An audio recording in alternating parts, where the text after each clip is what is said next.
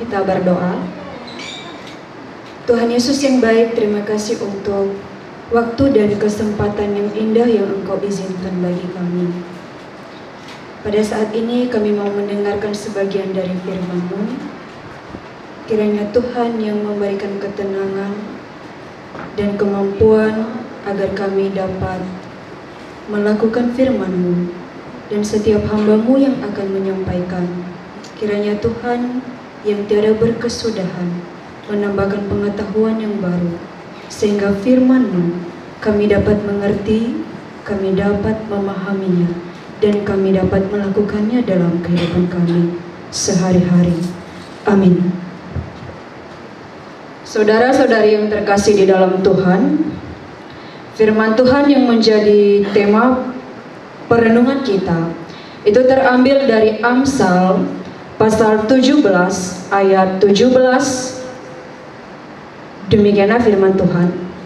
Seorang sahabat menaruh kasih setiap waktu dan menjadi seorang saudara dalam kesukaran. Sekali lagi, seorang sahabat menaruh kasih setiap waktu dan menjadi seorang saudara dalam kesukaran. Sebelum saya menyampaikan firman Tuhan, saya sapa kita dalam kasih Kristus. Shalom. Shalom. Sekali lagi shalom. Saudara-saudari yang terkasih, kita bersyukur hari ini kita masih bisa berkumpul. Kita masih bisa bersama di tempat ini. Dari rumah kita, perjalanan hingga sampai di tempat ini tak ada satupun yang dapat menghalangi kita, sehingga kita bisa melanjutkan aktivitas kita melalui perayaan Natal pada saat ini, walaupun dalam waktu di mana kita mengadakan lomba. Saudara-saudari yang terkasih, nafas kehidupan masih diberikan, kekuatan masih diberikan, dan kita yakin, kita percaya bahwa kekuatan yang kita peroleh, apapun yang boleh kita rasakan hari ini dan hari-hari yang lalu yang telah kita lalui, itu adalah semata anugerah Tuhan yang tiada berkesudahan di dalam diri kita. Ada amin? Amin.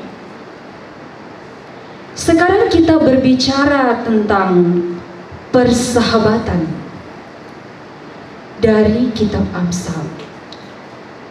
Kitab Amsal ini, saudara-saudari, adalah kitab yang berisikan tentang nasihat, tentang didikan, tentang perbuatan yang benar, keadilan, kejujuran, dan serta kebijaksanaan yang baiknya kita ambil, yang baiknya kita miliki. Sehingga di dalam kitab Amsal ini banyak sekali orang-orang yang mempunyai pengetahuan. Banyak sekali orang-orang muda yang dapat menambah pengalaman.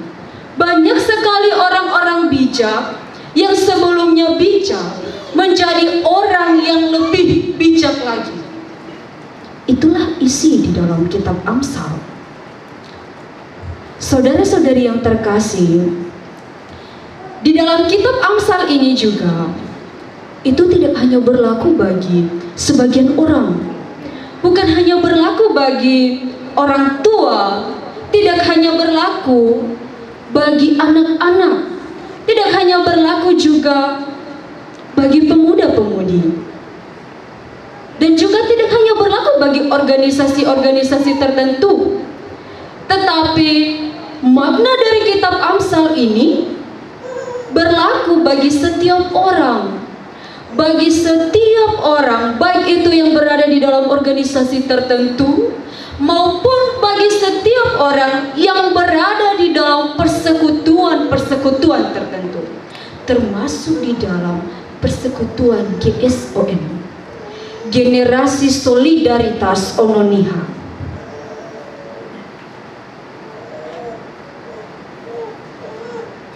Saudara-saudari yang terkasih, dalam firman Tuhan yang telah kita baca dan kita dengar bersama, berbicara tentang bagaimana menjadi seorang sahabat dan seperti apa yang disebut sebagai seorang sahabat. Yang pertama, saudara-saudari, dari ayatnya yang ke-17 ada dua hal yang mau dibicarakannya bagi kita. Yang pertama adalah seorang sahabat menaruh kasih setiap waktu.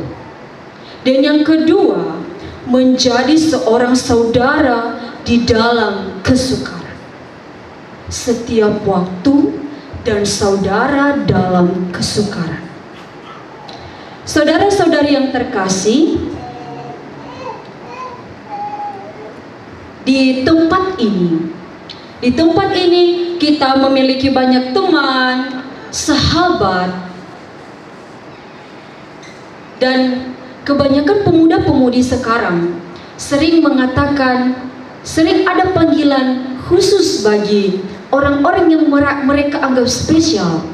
Panggilan khususnya yaitu kadang mereka berkata best friend forever. Best friend forever. Dia teman saya selamanya. Dan kalimat-kalimat ini menandakan bahwa ada suatu keakraban di dalam sebuah persahabatan itu. Dan bahkan ada sebagian orang, baik itu pemuda, orang tua, dan anak-anak, yang lebih percaya, yang lebih yakin kepada sahabatnya daripada keluarganya, yang lebih suka bercerita kepada sahabatnya daripada keluarganya. Akan tetapi ada hal yang tidak dapat kita pungkiri dalam bersahabat. Ada saja orang yang akan bisa mengkhianati kita. Ada saja orang yang akan saja bisa mengecewakan kita. Bahkan ia tidak akan pernah ada di dalam setiap waktu, menit yang akan kita lalui dalam sehari-hari. Wah, luar biasa ya. Ada sahabat yang ternyata baik, ada juga sahabat yang akan bisa mengecewakan kita. Saudara-saudari yang terkasih, ada juga teman, sahabat yang datang ketika kita sedang berbahagia, ketika kita mau mengajak mereka untuk jalan-jalan, ketika kita sedang berada di fase yang sangat terbaik, dan kita itu tidak pernah menyusahkan diri mereka. Ada juga yang demikian.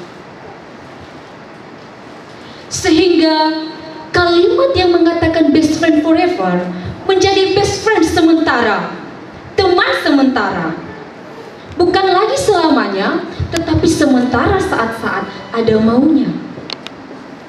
Saudara-saudari yang terkasih, sehingga di dalam hal ini timbullah rasa kecewa yang mengatakan bahwa saya tidak akan pernah bisa percaya lagi kepada orang-orang yang disebut sebagai teman atau sebagai sahabat, karena kekecewaan yang kita berikan luar biasa menyakitkan bagi setiap orang.